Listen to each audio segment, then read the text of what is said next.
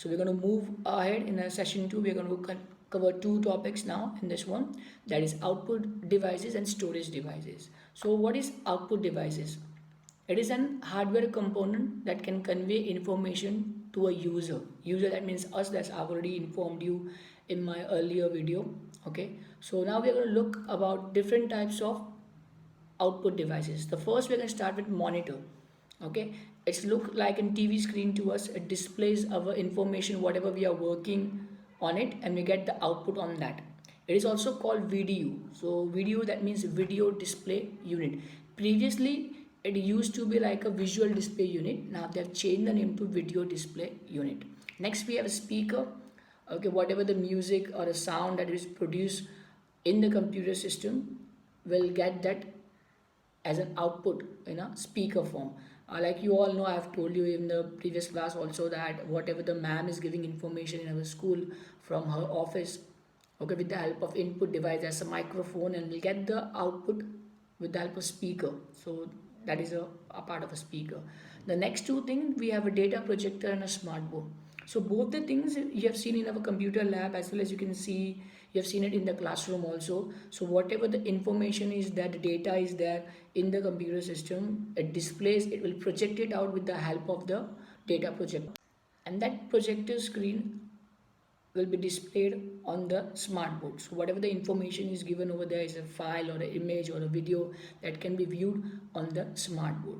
So basically it works simultaneously, both data projector as well as the smart board. So it is an output device, display image with the help of the data projector.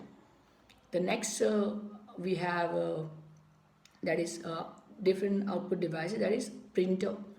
So printer are of two types basically. We have impact printers and non-impact printers. It is an output device, like I've told you already. It's a physical medium. Okay, it uses the paper, that's called in printouts. Okay, so impact printers they have a direct contact between the paper head and a paper.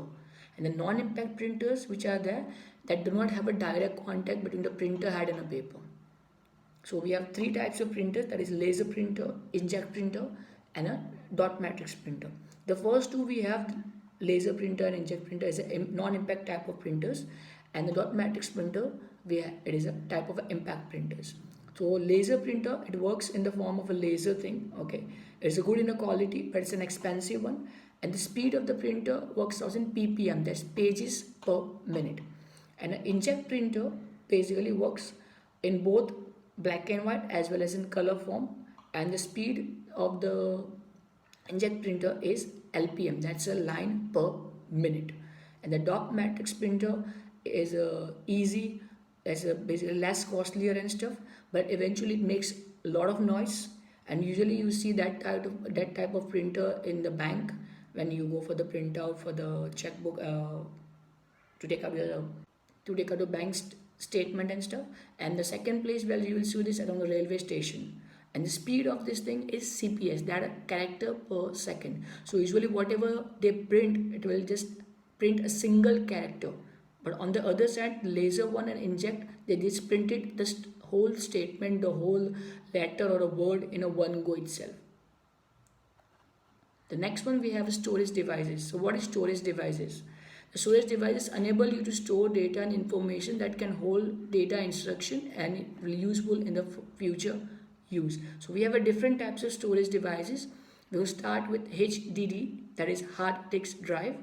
Okay, it's a permanent main and a permanent storage area of a computer. You can see usually this type of thing is fitted inside the computer.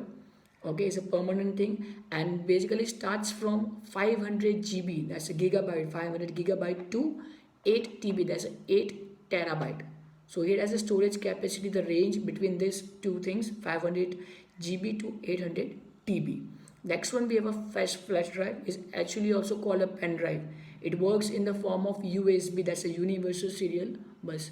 It's a lightweighted, you can carry anywhere with you. Okay, we have already been using these things to take your projects out and stuff, and it has a storage capacity from the range of 512 MB, that is a megabyte, and 100 till 100 GB you can carry. The different types of pen drive are available.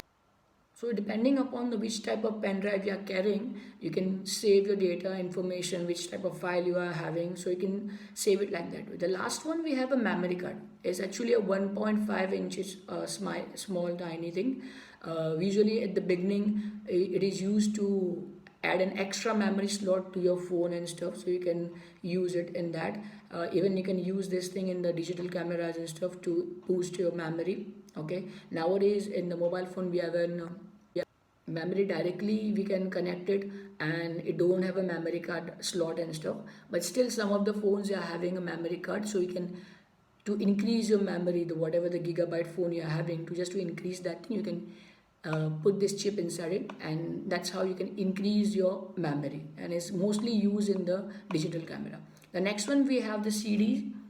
Okay, we have a different types of CDs. We have a optical disc, we have a DVD, we have a Blu-ray disc. So what is optical disc? It is like a small round shaped disc, okay, made with a metal or a plastic written, and we can use it to save your data. It might be a file, it might be a music, it might be a video and stuff. So compact discs are basically 4.5 inches of diameter, and it's less than 1/12 of an inch thicker. DVD on the other side, we have a DVD-ROM. It is also known as a digital versatile disc read-only memory, or as digital video disc read-only memory. It is similar to CD-ROM, okay, but the only difference we have is the storage capacity. In a CD, the storage capacity is from 500 MB to 1 or 2 GB, and on the DVD we have starting from 4 GB to 7.5 GB of data.